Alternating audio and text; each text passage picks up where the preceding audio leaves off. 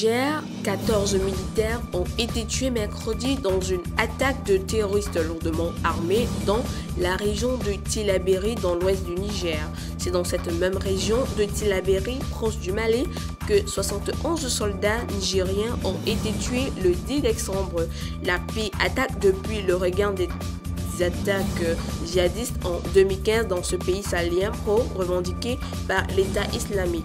Selon le ministre de l'Intérieur, l'équipe des agents d'enrôlement a été sécurisée et a regagné Sanam en bonne santé. Cette équipe opérait pour le compte de la Commission électorale nationale indépendante qui doit organiser les élections générales en fin 2020. Tout le Sahel, en particulier le Mali, le Niger et le Burkina, est désormais visé par les assauts de plus en plus audacieux de groupes islamiques en dépit du renforcement des armées locales et de la présence de 4500 militaires français de la force antiterroriste Barkhane. En Côte d'Ivoire, la justice ivoirienne a prévu jeudi ses accusations contre Guillaume Soro.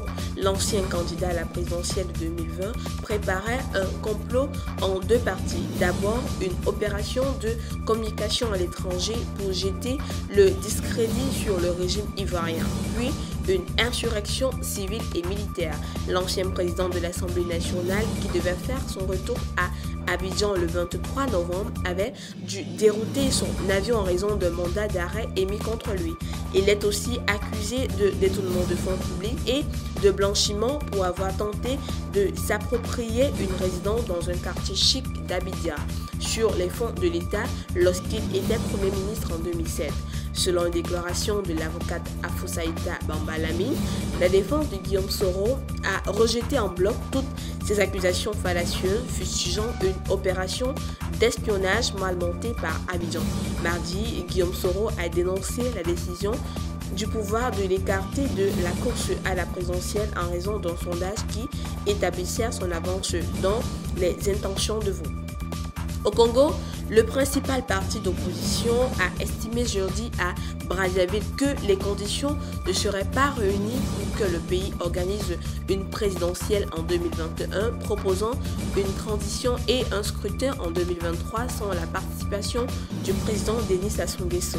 L'Union panafricaine pour la démocratie sociale propose la prorogation jusqu'en 2023 du mandat du président Denis Sassou Nguesso avec tous les pouvoirs constitutionnels qui s'y attachent et avec l'interdiction pour lui de se présenter à la prochaine élection présidentielle. Selon la constitution de 2015 en vigueur, M. Sassou Nguesso, qui a 76 ans, dont 35 ans à la tête du Congo, a le droit de se présenter à la présidentielle de 2021 et pour la dernière fois en 2026. Le Parti congolais du travail tient son 5e congrès de vendredi à lundi avec en ligne demi-l'élection présidentielle prévue en 2021. En Guinée-Bissau, le second tour de la présidentielle opposera dimanche Domingos Simões Pereira du PAIGC, arrivé largement en tête du premier tour avec plus de 40% des voix, à Umaro Sissoko Embalo du Modem G15 qui avait recueilli 27,65% des voix. Les deux candidats se sont retrouvés jeudi soir pour un mandat télévisé, le premier et dernier de cette campagne qui s'est déroulée dans le calme. Les candidats se coupent la parole. Réforme des institutions, lutte contre la corruption, développement des infrastructures. Pour Domingos Simões Pereira, l'air sérieux, être élu ce dimanche permettra au pays de retrouver la stabilité. Umaro Sissoko Embalo, lui, accuse le PAIGC. Le parti historique a, selon lui, échoué ces 45 dernières années. Reste à savoir si les électeurs suivront les consignes de vote ce dimanche.